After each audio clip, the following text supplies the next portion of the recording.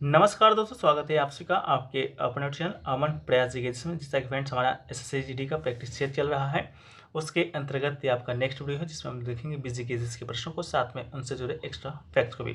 तो चलिए वीडियो को स्टार्ट करते हैं। तो पहला जो प्रश्न हुआ है कि कौन सी योजना भारत सरकार के द्वारा बेरोजगार शिक्षित युवाओं के लिए स्वरोजगार के अवसर के निर्माण हेतु शुरू किया गया था। ठीक है, तो चार ऑप्शन दिया गया है: ग्रामीण उद्योग उद्यमी योजना, राष्ट्रीय ग्रामीण रोजगार गारंटी अधिनियम, अन्नपूर्णा योजना और प्रधानमंत्री रोजगार योजना। ठीक है, तो स्वरोजगार की बात हो रही है तो इसका राइट आंसर आपका प्रधानमंत्री रोजगार योजना आपका राइट आंसर हो जाएगा।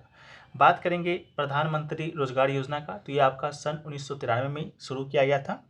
यह आपका छोटे शहरों में शिक्षित लेकिन जो युवा बेरोजगार थे उनके स्वरोजगार को अवसर को पैदा करने के लिए किया गया था। इस योजना के तहत युवाओं को सहायता प्रदान की जाती है ताकि वो छोटे व्यवसाय और उद्योग स्थापित कर सके। ठीक है, तो इसका राइट आंसर आपका हो जाएगा ऑप्शन नंबर 4 यानी कि प्रधानमंत्री रोजगार योजना। वीडियो में आगे हम फ्रेंड्स से पहले आपको बता दें कि जो लोग भी टेक्स्ट बुक पर मॉक टेस्ट वगैरह देना चाहते हैं उनके लिए एक ऑफर चल रहा है जनवरी विजडम सेल के नाम से, जो कि आपका 31 जनवरी तक के चलना है।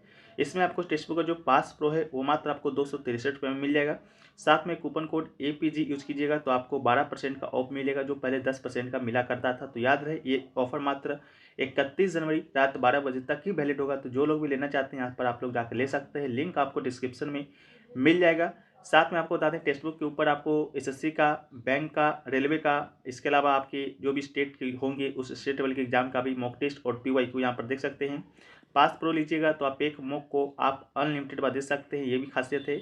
और साथ में जो आपका अभी RRB ALP का टेक्नीशियन का जो वैकेंसी आ रहा है उसमें भी ये पास बहुत ही महत्वपूर्ण भूमिका आपके एग्जाम में निभाने वाला है, क्योंकि जो पिछला बार 2018 में जो वैकेंसी आपका आया था RRB ALP का, उसमें 40,000 प्लस बच्चों ने टेक्स्ट बुक से जुड़कर आपका सिलेक्शन जो कि लिया था, और 82% जो क्वेश्चन है वो डायरेक्ट टेक्स्ट बुक के टेस्ट सीरीज से ही देखने को मिले थे। ठीक है, तो आप लोग भी इस पास को परचेस करके अपनी तैयारी को बेहतर कर सकते हैं। लिंक आपको डिस्क्रिप्शन में मिल जाएगा। कूपन कोड APG यूज करना नहीं भूलिएगा, जो कि आपको 12% का ऑफ दिलाएगा। तो चलिए वीडियो में हम लोग आगे बढ़ते हैं, लिंक डिस्क्रिप्शन में दिया गया है। नेक्स्ट क्वेश्चन देखिए पूछा गया है वो कि वे सभी बैंक जो भारतीय रिजर्व बैंक यानी कि RBI अधिनियम 1934 की डैश अनुसूची में शामिल है, अनुसूचित बैंक है। ठीक है, तो आपसे पूछा गया है कि RBI का जो अधिनियम 1934 है उसमें कौन सी अनुसूची में अनुसूचित बैंकों को शामिल किया गया है। तो पहली बात तो आपको बता दें कि भारत में जो बैंकिंग प्रणाली है उसको 4 भागों में वर्गीकृत किया गया है। एक आपका अनुसूचित बैंक है, एक आपका बात करेंगे तो गैर अनुसूचित बैंक है, एक आपका निजी बैंक है, एक आपका सार्वजनिक बैंक है। ठीक है, तो ये 4 उप भागों में वर्गीकृत किया गया है। उनमें से जो अनुसूचित बैंक है वो RBI का जो अधिनियम है 1934 जिसके तहत आपका RBI का स्थापना हुआ था। ठीक है, उसमें जो अनुच्छेद 2 है यानी कि अनुच्छेद नहीं, अनुसूची 2 है। ठीक है, यानी कि दूसरी अनुसूची में शामिल जो बैंक है वो आपका अनुसूचित बैंक है, जो कि कहलाता है। अनुसूचित बैंक की बात करेंगे तो अनुसूचित बैंक के रूप में हटा है प्राप्त करने के लिए बैंक की चुकता पूंजी, यानी कि बैंक का जो पैसा, बैंक के पास जो पैसा होना चाहिए वो आपका 5 लाख से कम नहीं होना चाहिए, नहीं कि 5 लाख रुपया होना चाहिए। साथ में जो अनुसूचित जो बैंक होता है वो RBI से लोन भी ले सकता है, और ये जो अनुसूचित बैंक होता है उसको CRR भी बनाए रखना होता है, जो RBI के द्वारा निर्धारित किया जाता है। ठीक है, तो इन सभी फैक्ट्स को भी याद रखिएगा।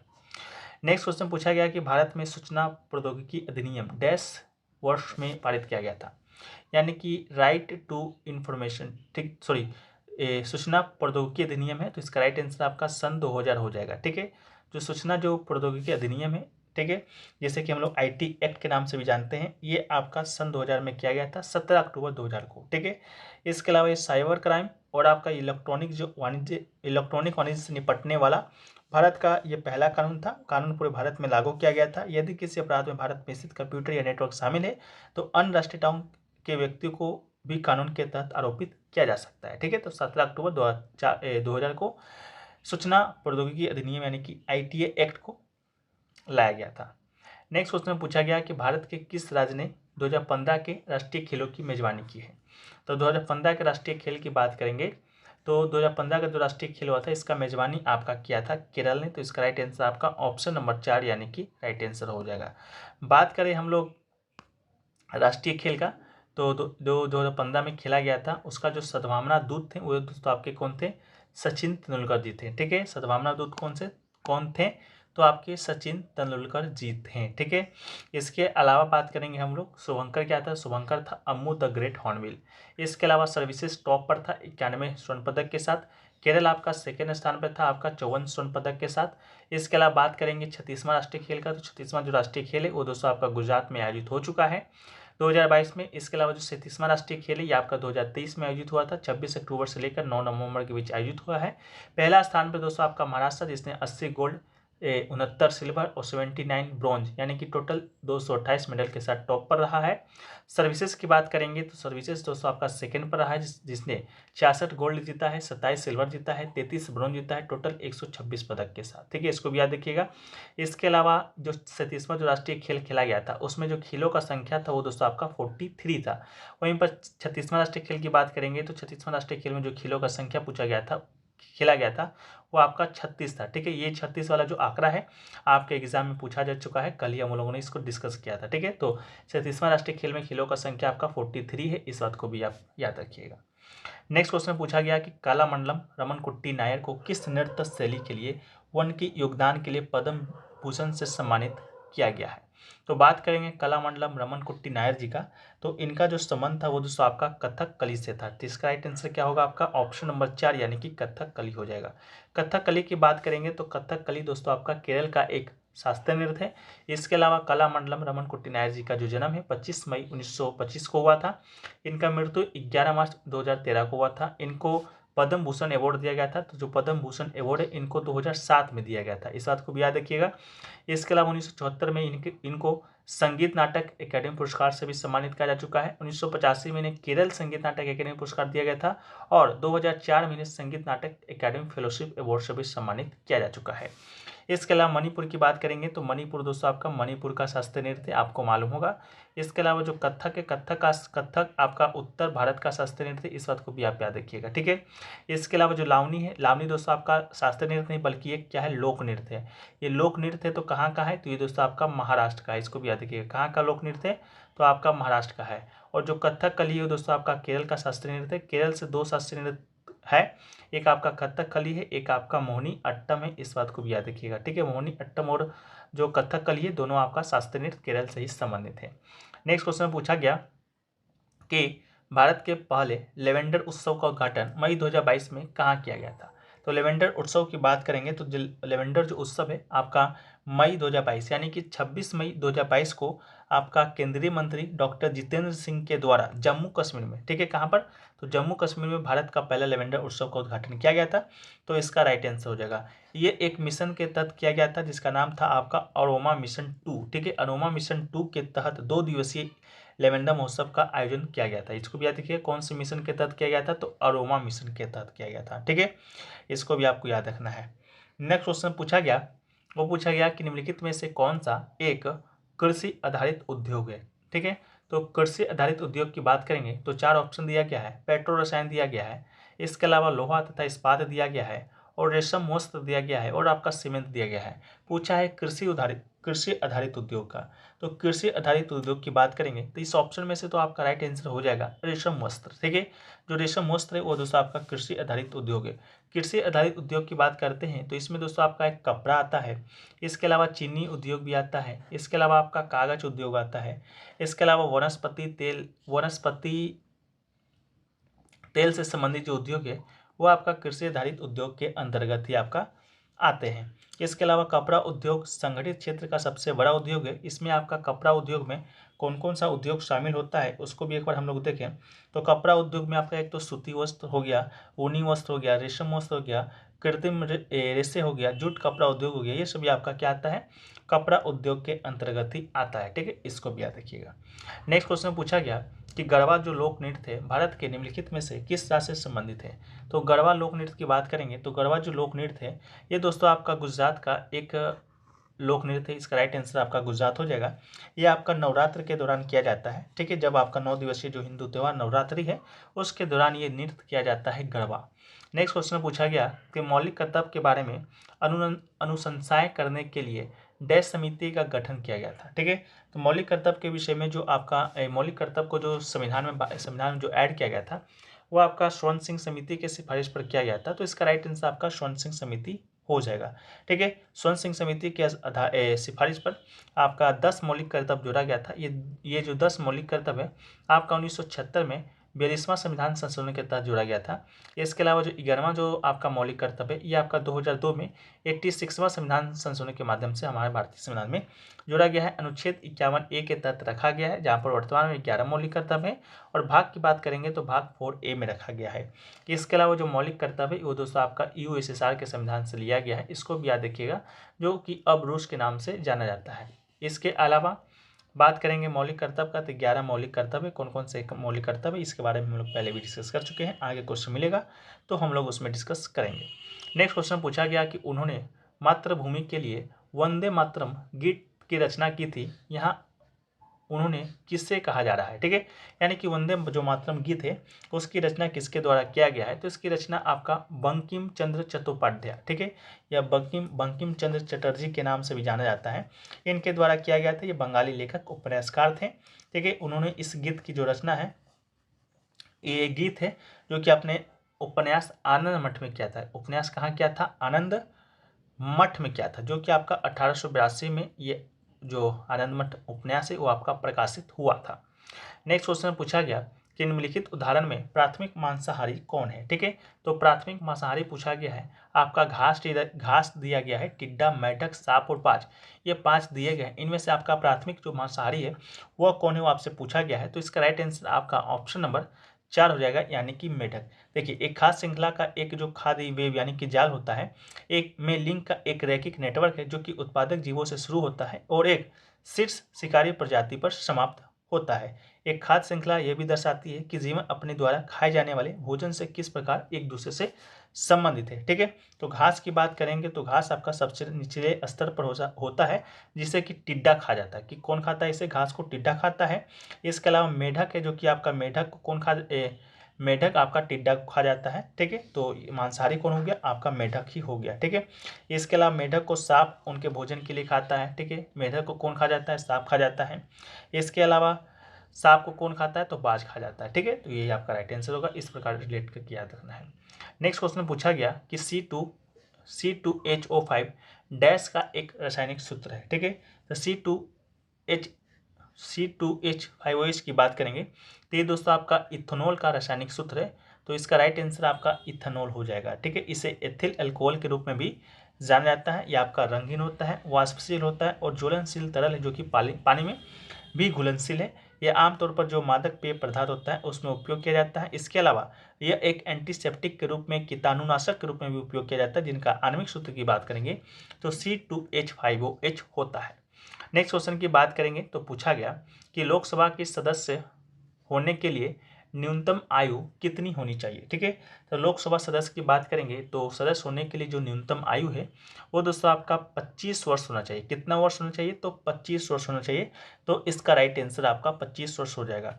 इसका जो उल्लेख है कहाँ किया गया है, तो इसका उल्लेख आपका अनुच्छेद 84 के बी में किया गया। कहाँ किया गया, अनुच्छेद 84 बी में किया गया है कि लोकसभा चुनाव के लिए उम्मीदवार बनने का जो न्यूनतम आयु है वो आपका 25 वर्ष होना चाहिए। ठीक है, ये जो 25 वर्ष जो आयु है वो आपका प्रधानमंत्री बनने का भी न्यूनतम आयु है। ठीक है, प्रधानमंत्री भी जो बनने का न्यूनतम आयु है वो भी आपका 25 वर्ष ही है। जैसा कि आप लोग को मालूम होगा कि प्रधानमंत्री लोकसभा का सदस्य भी बन सकता है और राज्यसभा का सदस्य भी बन सकता है। ठीक है, तो लोकसभा सदस्य बनने का न्यूनतम आयु 25 वर्ष है। तो इस प्रकार आपका जो प्रधानमंत्री बनने का भी जो न्यूनतम आयु हुआ वो भी आपका 25 वर्ष ही होता है।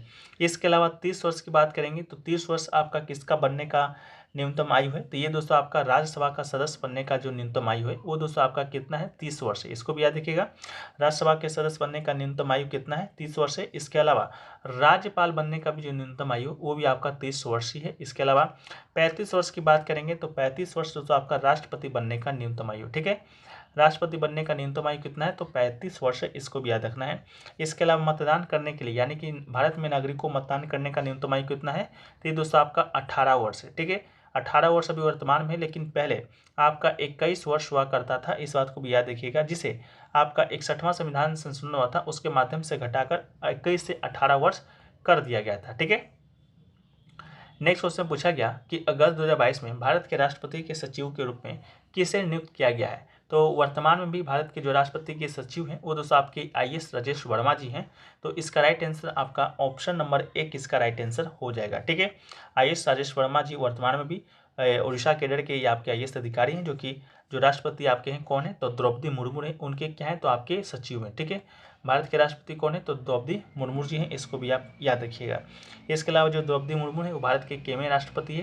तो ये भारत के आपके 15वें राष्ट्रपति हैं जिन्होंने 25 जुलाई 2022 को पदभार है जो कि ग्रहण किया था। ठीक है, कब किया था 25 जुलाई 2022 को।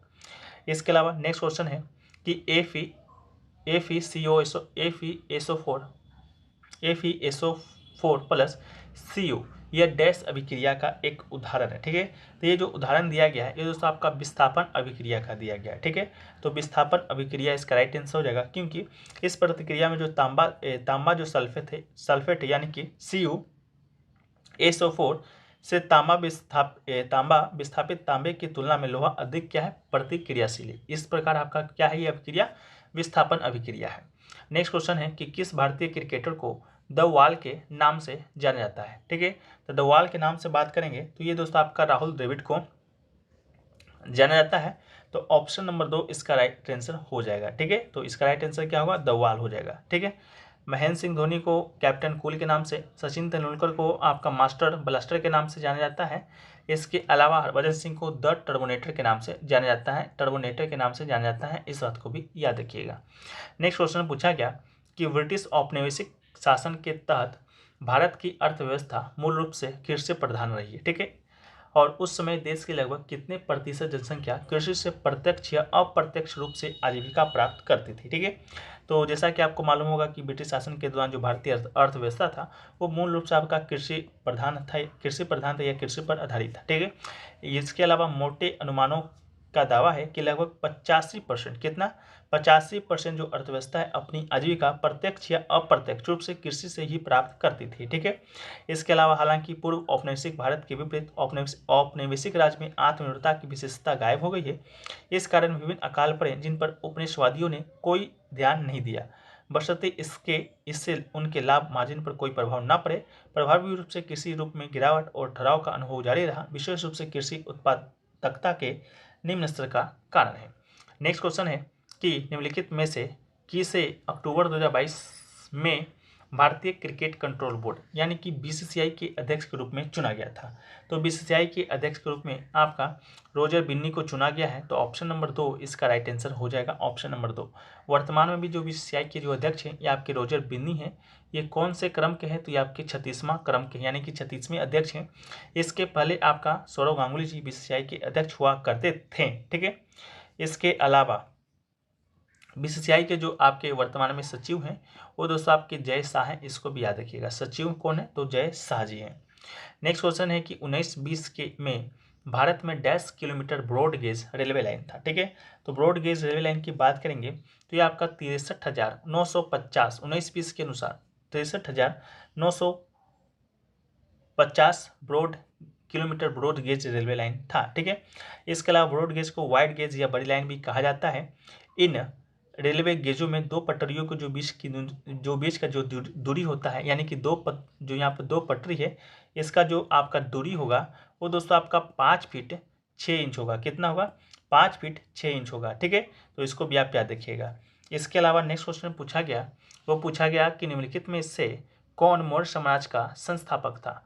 मौर्य समाज के संस्थापक की बात करेंगे तो इसका राइट आंसर आपका चंद्रगुप्त मौर्य हो जाएगा। ठीक है, चंद्रगुप्त मौर्य ने मौर्य समाज का स्थापना आपका 322 BC यानी कि ईसा पूर्व में किया था। ठीक है, मौर्य साम्राज्य से पहले आपका मगध पर नंद साम्राज्य का शासन हुआ करता था, नंद वंश या नंद साम्राज्य का शासन हुआ करता था। ठीक है, तो आपको बताएं कि जो नंद साम्राज्य था इसका जो अंतिम राजा था धनानंद। ठीक है, इसका अंतिम राजा था आपका धनानंद। इसी को मारकर चंद्रगुप्त मौर्य ने मौर्य साम्राज्य का स्थापना 322 ईस्वी में किया था।